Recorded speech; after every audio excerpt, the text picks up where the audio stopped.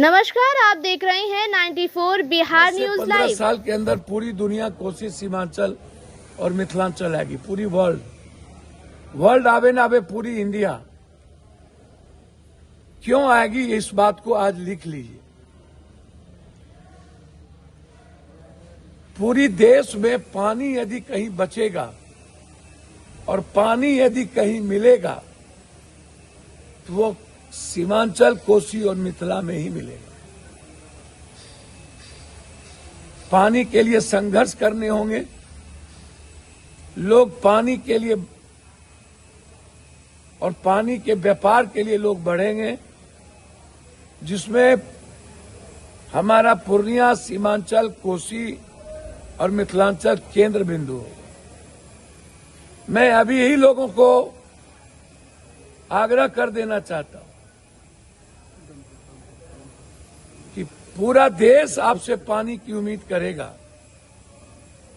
आप उन दिनों का इंतजार मत करिए, काम शुरू करिए।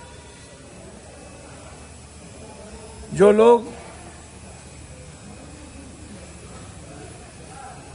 सबको बधाई, सभी दल, सभी नेता,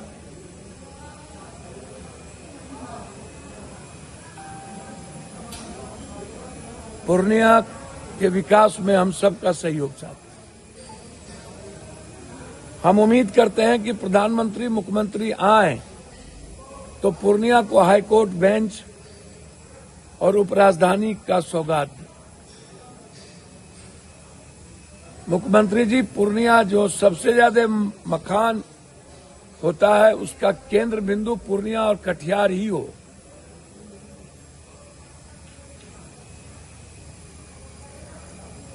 मैं कई बार हाटे बाजारे से लेकर या हाटे बाजारे पप्पू यादव की जनहित, मेरी पार्टी का नाम था जन अधिकार, मैंने ट्रेन का नाम दिया था जनहित। वैशाली को मैंने शुरुआत की, कोई उम्मीद नहीं कर सकता था। जब से वैशाली शुरुआत हुई थी, बरौनी से कोई अलग नहीं कर पाया। हम उस वैशाली ट्रेन को सहरसा लाए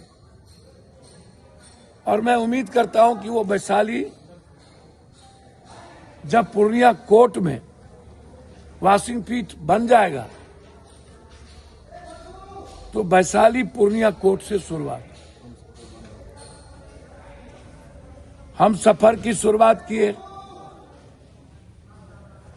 वो बंद हो गया। हम अपेक्षा करेंगे हर कीमत पर इस इलाके में जो सबसे ज्यादा महत्वपूर्ण जौहरी है वह है मखान, मक्का पर आधारित कई फैक्ट्रियों के साथ बाढ़ से मुक्ति का। और प्रधानमंत्री जी, आप आए तो कोसी सीमांचल को कम से कम विशेष पैकेज जरूर दें। मैं उम्मीद करता हूं कि आप आएंगे तो जरूर इस इलाके को, जो सबसे ज्यादा गरीब इलाका है, आप विशेष पैकेज देने की घोषणा करें। कुर्सेला से बिहारीगंज जो बंद हो गई थी, भीमनगर,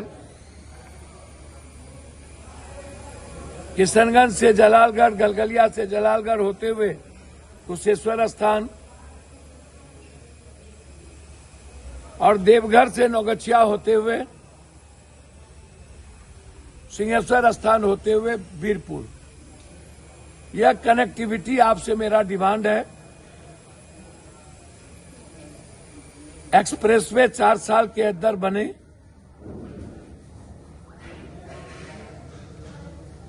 पूर्णिया सीमांचल और कोसी का ही नहीं, अंग प्रदेश का ही नहीं, जो अंगिका अंग प्रदेश, जो कर्ण और महाभारत की सबसे बड़ी भूमिका रही, नेपाल और बंगाल का भी केंद्र बिंदु बने। इसके लिए जरूरत है एक एम्स की।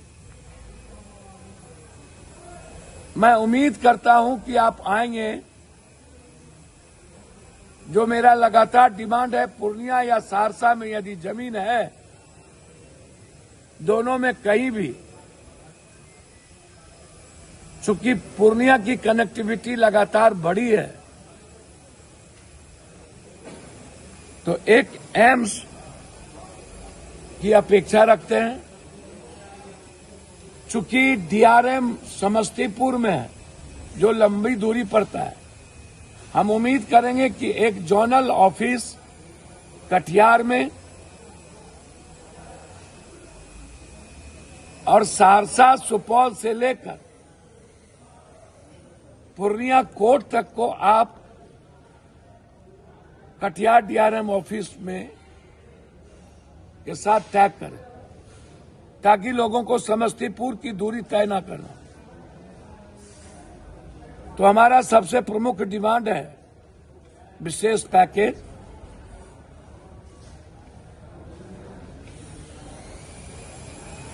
High court bench, high dam, बाढ़ से मुक्ति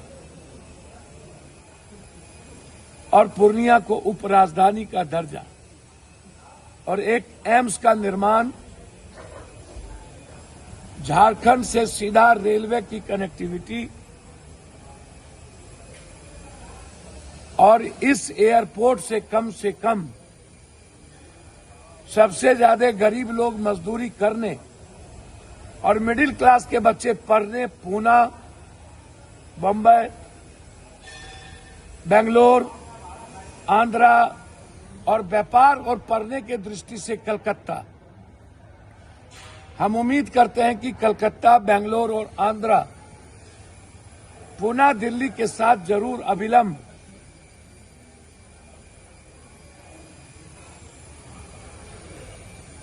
प्लेन का परिचालन शुरू हो। कई बार माननीय मंत्री जी से मैं आग्रह कर चुका हूं। पुनः एक बार पूर्णिया की जनता को बधाई, सबके सहयोग के लिए धन्यवाद। विशेष तौर पर रेलवे मिनिस्टर और एयरपोर्ट मिनिस्टर को हृदय की गहराइयों से धन्यवाद। शहर है, याद होगा आपको, तीसरी कसम से लेकर के फणीसर नाथ रेणु, प्रथम मुख्यमंत्री दलित भोला पासवान शास्त्री, सुधांशु नारायण सिंह जी, महर्षि जी महाराज, और याद कीजिए पूर्णिया का वो ऐतिहासिक गुलाब बाग मेला और एशिया की सबसे बड़ी मंडी गुलाब बाग। जब हम पूर्ण बिहार हुआ करते थे, जिसमें बंगाल, उड़ीसा, बिहार और झारखंड थे, उसमें पूर्णिया की जो सामरिक और जो आर्थिक व्यापारिक दृष्टि थी वो महत्वपूर्ण थी। अब हम एक तरफ बंगाल हैं, एक तरफ नेपाल है। 64 किलोमीटर के दूरी पर हम सब लगभग विराटनगर की बॉर्डर है,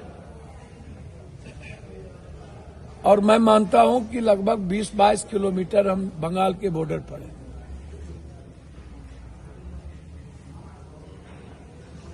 पूर्णिया का महत्व इसलिए भी बढ़ जाता है, एक तरफ पटना, एक तरफ मगध की भूमि और दूसरी तरफ ये पूर्णिया। मैं बार बार कहता हूं कि पूर्णिया एक डेवलप, जब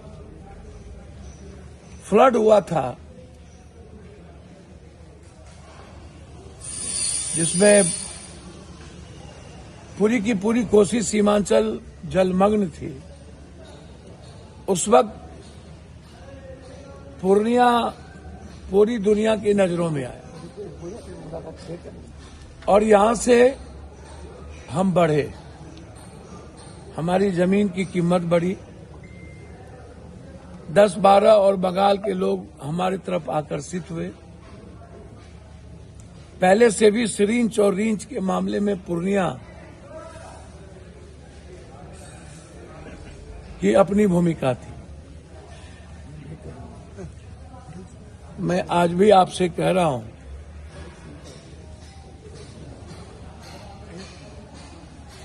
जो उड़ान मंत्री हैं, उनके पिताजी हमारे मित्र हुआ करते। हम सब एक साथ एमपी थे, वो मिनिस्टर थे ग्रामीण विकास के। उन्हीं का लड़का अभी उड़ान मंत्री है। मैं उन्हें स्पेशली धन्यवाद दूंगा। इस समय स्वीकृति हुई और बाद में वो एयरपोर्ट निर्मित हुआ। हमारे बिहार में कई एयरपोर्ट का डिमांड सबसे ज्यादा हुआ। उसमें सबसे ज्यादा एयरपोर्ट का जो डिमांड हुआ वो रक्सौल था। रक्सौल एयरपोर्ट के डिमांड का सबसे प्रमुख कारण था भारत का सबसे वाणिज्यकर बॉर्डर रक्सौल है। काठमांडू के बाद वैसी दूसरी राजधानी विराटनगर है, लेकिन चाइना की पूरी कनेक्टिविटी रक्सौल के नजदीक निर्मित है। ठीक बॉर्डर के 70-80 किलोमीटर के बीच कई ऐसे सौंदर्यीकरण शहर हैं नेपाल में, जिसके लिए रक्सौल बहुत दिनों से बनने की बात आती रही। रक्सौल में राधा मोहन सिंह मिनिस्टर रहे लंबे साल तक। अभी भी कोयला मंत्री रक्सौल के सम मिश्रा जी हैं और एक सिंचाई मंत्री मुजफ्फरपुर से भी जसवाल जी बेतिया के एमपी हैं। देवेश ठाकुर सीतामढ़ी के एमपी हैं। मुजफ्फरपुर उत्तर बिहार का पूर्णिया के बाद एक बड़ा व्यापार का केंद्र है, जो एक तरफ बेतिया, बगहा, मोतिहारी, सीतामढ़ी, शिवहर, जहां से पटना की कनेक्टिविटी और आरा होते हुए उत्तर प्रदेश की कनेक्टिविटी बढ़ जाती, और दूसरी तरफ दरभंगा, जो जयनगर बॉर्डर से बिल्कुल नजदीक है। इन व्यापारिक कारणों से भी रक्सौल और मुजफ्फरपुर एयरपोर्ट की प्रासंगिकता बहुत आम लोगों के लिए भी और व्यापारिक दृष्टिकोण से और सामरिक दृष्टिकोण से भी। सामरिक दृष्टिकोण आप समझते होंगे कि जो नेपाल और भारत की जो मैत्री है और सामाजिक रिश्ता है, वो मधेशियों के बीच और हम सब के बीच वो एक परिवार का है। नेपाल की जो संस्कृति है वो भारत से जुड़ा हुआ है। हमारे चैनल को लाइक एवं सब्सक्राइब जरूर करें। छोटी खबर बड़ी खबर के लिए हमारे व्हाट्सएप पर संपर्क करें 9661541694। खबर देखने के लिए धन्यवाद।